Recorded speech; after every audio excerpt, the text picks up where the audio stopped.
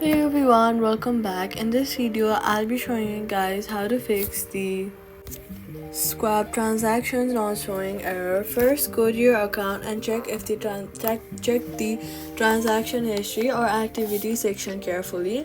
Next, refresh the app or go ahead and log out and log back in to update your account's data.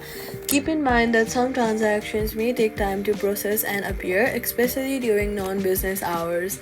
Then check your email for any confirmations related to the transactions. Then head over to your app store or your play store and then make sure that the app is updated to the latest version to avoid display issues.